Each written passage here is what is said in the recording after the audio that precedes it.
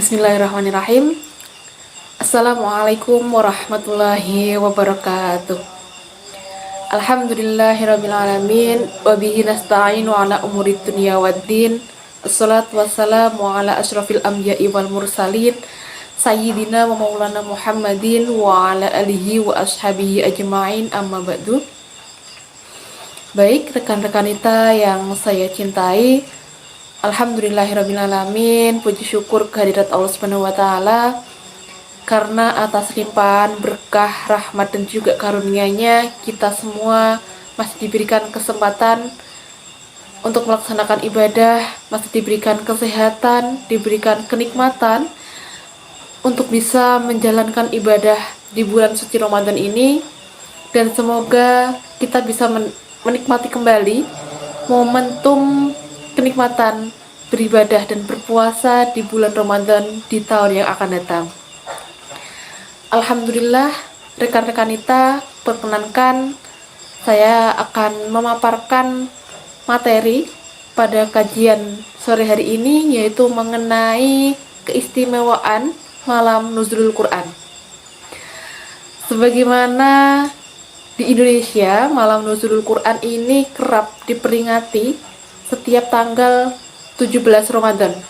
Kemarin kita sudah sama-sama melewati malam Nuzulul Quran, insya Allah, yaitu pada tanggal 17 Ramadan kemarin, yang mana Nuzulul Quran ini adalah malam turunnya ayat Al-Quran yang pertama kali, yaitu bertepatan pada tanggal 17 Ramadan.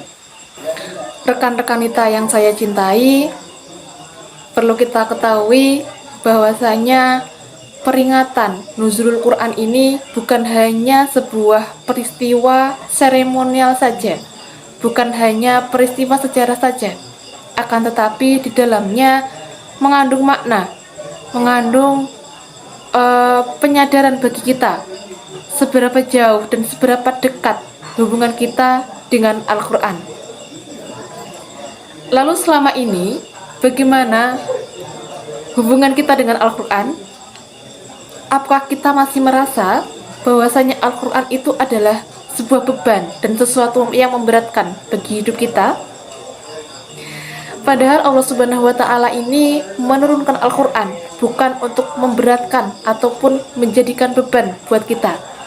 Akan tetapi Allah Subhanahu wa Ta'ala menurunkan Al-Quran ini sebagai hadiah, sebagai petunjuk, rahmat dan juga obat bagi kita semua. Oleh karena itu, mulai saat ini mari kita sama-sama merubah mindset dan juga merubah hati kita mengenai Al-Quran. Apakah Al-Quran sudah bisa kita jadikan sebagai obat? Nah, obat di sini bukan hanya obat fisik saja, akan tetapi obat hati, rekan-rekan kita. Bukankah kita sering merasakan sakit hati? Entah karena sakit hati dengan orang lain, atau sakit hati karena kurang mampu menerima bagaimana ketetapan takdir yang telah kita terima. Bukankah kita pernah merasa sempit hatinya? Lalu, bagaimana cara kita melapangkan? Maka itu bisa disembuhkan, bisa diobati dengan Al-Quran. Al-Quran ini adalah obat yang bisa menawarkan setiap penyakit hati kita. Ketika kita sudah mampu menjadikan Al-Quran sebagai obat penenang buat hati kita, maka kita sudah merasakan bahwasanya Al-Quran ini adalah rahmat bagi kita.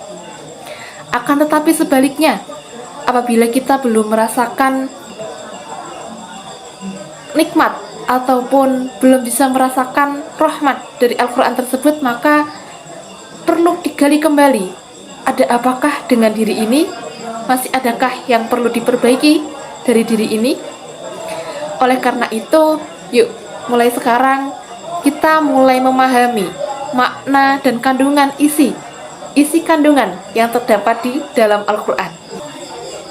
Lalu bagaimana upaya kita untuk bisa mempelajari dan juga memahami isi kandungan dalam Al-Quran, maka kita bisa meminta tolong kepada guru yang memahami mengenai ilmu Al-Quran untuk memberikan bimbingan kepada kita dalam memahaminya.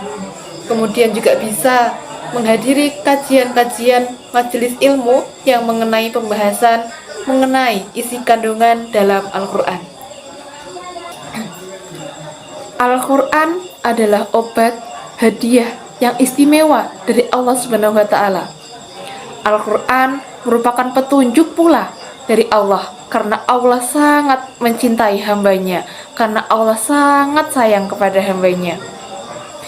Sehingga jika kita masih merasakan bahwasanya Al-Quran ini sesuatu yang memberatkan, sesuatu yang membebani, maka yuk kita sama-sama mempelajari dan memperdalam isi dan juga kandungan dari Al-Quran itu sendiri dengan penuh keikhlasan karena Allah Subhanahu wa Ta'ala.